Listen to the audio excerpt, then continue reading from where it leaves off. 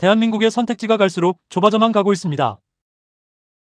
미국과 중국의 충돌선은 대만 앞바다에서 움직이고 있지만 그 압박은 이미 한반도 방향으로 밀려들어오고 있습니다. 이에 따라 한국은 한반도 안보만 말하며 버틸 수 있는 나라로 남기 어려워지고 있습니다. 최근 미국은 대만에서 약 100마일 떨어진 필리핀 최북단 바타네스에 지상 기반 대한미사일 체계를 배치했습니다. 이는 겉으로 보면 미국과 필리핀의 연합훈련으로 보일지도 모릅니다.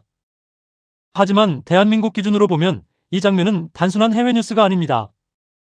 미국이 중국을 막기 위해 동맹국의 섬과 기지, 항구와 활주로를 하나의 작전망으로 묶기 시작했다는 신호입니다. 그리고 그 작전망이 커질수록 한국은 더 이상 한반도 안에만 머무르기 어려워집니다. 왜냐하면 대한민국은 중국과 가깝고 미국 동맹망 안에 있으며 주한미군과 항만, 공항, 조선과 반도체, 군수 생산 기반을 동시에 가진 나라이기 때문입니다. 여기서 문제는 단순히 미사일 하나가 아닙니다. 진짜 문제는 미국의 대중국 전선이 필리핀과 일본, 호주를 지나 한국의 역할까지 다시 묻기 시작했다는 점입니다.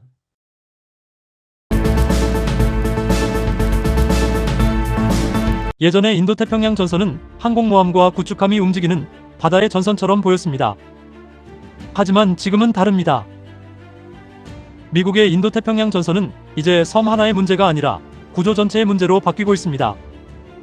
필리핀은 미사일 전진 배치지가 되고 있습니다. 일본은 훈련과 전투병력 참여로 더 깊이 들어가고 있습니다. 호주는 작전과 훈련망에 연결되고 있습니다. 캐나다와 프랑스까지 같은 전선의 언어를 쓰기 시작했습니다. 이처럼 전쟁 구조는 바다 위 충돌이 아니라 동맹국 영토 전체를 연결하는 네트워크로 바뀌고 있습니다. 즉, 한 지역을 지키는 게 아니라 여러 나라의 섬과 기지, 항구와 활주로를 연결해 하나의 작전망으로 만드는 구조입니다. 이제 전선은 바다 위에만 있는 게 아니라 동맹국의 땅 위로 올라오고 있습니다. 그리고 이 변화가 커질수록 대한민국의 선택 공간은 좁아져만 가고 있습니다. 하지만 이 변화의 핵심은 바로 대한민국입니다. 필리핀에서 벌어진 미사일 배치가 왜 한국의 선택지를 좁히는 신호가 되는지, 그리고 미국의 대중국 전선이 넓어질수록 대한민국이 어떤 역할과 부담을 요구받게 되는지입니다. 이번 배치가 의미심장한 이유는 그 위치 때문입니다. 바타네스는 필리핀 최북단에 있습니다. 대만과 가깝고 루손 해협과 연결됩니다. 루손 해협은 중국 해군이 태평양으로 나오거나 남중국해와 대만 주변을 연결할 때 반드시 의식할 수밖에 없는 길목입니다. 그런 곳에 미국의 대한미사일 체계가 올라갔다는 건 단순히 훈련용 장비 하나를 옮긴 게 아닙니다. 중국 함정이 움직일 수 있는 바다의 문 앞에 동맹국 영토를 이용한 잠금 장치를 놓은 겁니다. 여기서 판이 바뀝니다. 미국은 이제 중국을 막기 위해 한 곳에 거대한 병력을 몰아넣는 방식만 쓰지 않습니다. 작은 섬, 이동식 미사일, 분산된 기지, 동맹국의 항구와 공항을 연결해 중국이 어디로 움직여도 부담을 느끼게 만드는 방식을 쓰고 있습니다. 이건 군사훈련의 문제가 아니라 작전 방식이 바뀐 겁니다. 그리고 중국도 이것을 모를 리 없습니다. 이제 인도태평양의 긴장은 성명서와 외교 문장으로만 움직이지 않고 있습니다. 미사일 배치, 전투 대비 순찰, 다국적 훈련, 동맹국 영토 사용으로 움직이고 있습니다. 문제는 여기서부터 시작됩니다. 이번 발리카탄 훈련에는 미국과 필리핀만 들어간 것이 아닙니다. 일본, 호주, 캐나다, 뉴질랜드, 프랑스까지 함께 올라탔습니다. 특히 외신은 일본 전투병력이 2차 대전 이후 처음으로 필리핀 훈련에 참여했다는 점에 주목했습니다. 그리고 이 장면은 한국에게 결코 가볍지 않습니다. 이제 일본은 대만과 남중국해를 둘러싼 동맹작전망에 더 깊이 들어가고 있습니다. 그리고 여기서 또 하나 주의 깊게 봐야 할 장면이 있습니다. 필리핀에는 이번에 엠메시스만 들어온 것이 아닙니다. 중국이 강하게 반발했던 미국의 타이폰 중거리 미사일 체계도 이미 필리핀 배치를 둘러싸고 논란의 중심에 섰습니다. 하나는 바다 위 함정을 겨냥하는 대한미사일이고, 다른 하나는 더 먼 거리의 표적까지 염두에 둔 중거리 타격 체계입니다. 그리고 이 둘을 같이 연결해보면 그림이 선명해집니다. 미국은 필리핀을 단순한 훈련장이 아니라 대만과 남중국해를 동시에 바라보는 미사일 전진 배치 실험장으로 쓰려하고 있습니다. 중국 입장에서는 대만 남쪽과 남중국해의 움직임이 동시에 감시받고 제한받는다고 느낄 수밖에 없습니다. 그리고 이 구조에서 대한민국은 이미 이 계산 안에 들어가고 있습니다. 왜냐하면 대한민국은 동시에 세 가지를 포함하여 가지고 있기 때문입니다. 첫째, 주한미군과 한미동맹이라는 군사구조가 있습니다. 둘째, 세계적 수준의 조선과 정비, 반도체와 배터리, 군수 생산 능력이 있습니다. 셋째, 항만과 공항을 기반으로 한 물류 허브 기능이 있습니다.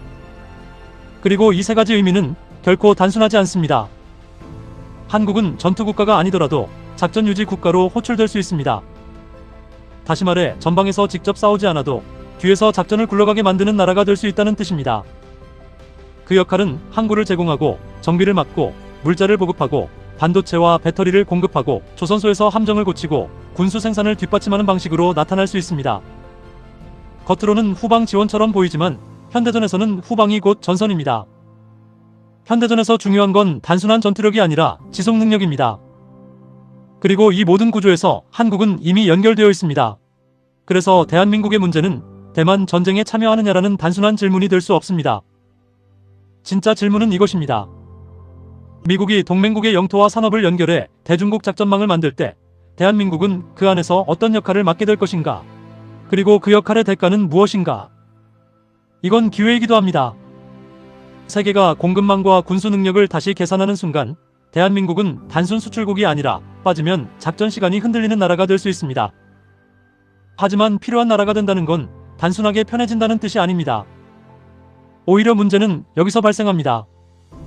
한국이 가만히 있어도 구조는 한국을 호출하게 되어가고 있습니다. 미국은 동맹망 확장을 요구할 수 있습니다. 중국은 외교와 경제 압박으로 반응할 수 있습니다. 북한은 군사 긴장 카드를 활용할 수 있습니다. 즉, 대한민국은 선택하지 않아도 영향권에 들어가는 구조에 놓이고 있는 것입니다. 가만히 있는다고 압박이 사라지는 게 아닙니다. 오히려 전선이 넓어질수록 한국의 선택지는 더 얇아질 수 있습니다. 이건 친미냐 반미냐의 문제가 결코 아니며 감정으로 결정할 문제가 아닙니다. 대한민국의 국익을 기준으로 참여의 범위, 부담의 한계, 얻어야 할 대가, 그리고 피해야 할 위험을 계산해야 하는 문제입니다. 이처럼 미국의 대중국 전선이 넓어질수록 한국의 가치는 올라갑니다. 하지만 동시에 한국의 부담도 커집니다. 가치가 올라가는 나라일수록 더 자주 호출되며 더 많은 역할을 요구받습니다. 그리고 더 어려운 선택 앞에 세워지게 됩니다. 지금 대만 남쪽문에 올라간 미사일은 대한민국에게 하나의 질문을 던지고 있습니다. 한국은 앞으로도 한반도 안에만 머무를 수 있는가? 아니면 이미 인도태평양 전체의 계산표 안으로 들어가고 있는가? 이제 대한민국은 더 이상 작은 나라가 아닙니다. 그렇다고 모든 전선에 무조건 들어가야 하는 나라도 아닙니다. 중요한 건 힘이 커졌다는 사실에 취하는 것이 아닐 것입니다. 그 힘을 어디에 쓰고 어떤 조건으로 움직이며 어디서 멈출지를 스스로 정하는 것입니다. 미국은 동맹을 더 넓은 전선으로 부르고 있습니다. 중국은 그 움직임을 포위로 받아들이고 있습니다. 그리고 대한민국은 안보와 경제, 동맹과 자율성, 기회와 부담을 동시에 계산해야 하는 위치에 섰습니다. 이제 질문은 단순히 참여하느냐, 참여하지 않느냐가 아닙니다. 어디까지 참여할 것인가? 어떤 조건으로 참여할 것인가? 무엇을 얻고 무엇을 피할 것인가? 이것이 대한민국 앞에 놓인 진짜 질문입니다. 대한민국은 미국의 대중국 전선에 어디까지 함께해야 할까요? 적극적으로 역할을 넓혀 전략적 가치를 더 키워야 할까요? 아니면 한반도 중심의 선을 분명히 긋고 위험을 관리해야 할까요? 여러분은 어느 쪽이 대한민국의 국익에 더 맞다고 보십니까? 1번, 적극적으로 역할을 넓혀 전략적 가치를 키워야 한다. 2번, 한반도 중심의 선을 분명히 긋고 위험을 관리해야 한다. 여러분의 선택과 이유를 댓글로 남겨주세요. 여러분의 의견은 다음 영상의 중요한 분석 재료로 참고하겠습니다. 오늘 영상이 대한민국의 위치를 이해하는 데 조금이라도 도움이 되셨다면 구독과 좋아요로 채널에 힘을 보태주세요. 이상 데일리 미니스토리였습니다. 끝까지 시청해주셔서 감사합니다. 다음 영상에서 다시 뵙겠습니다.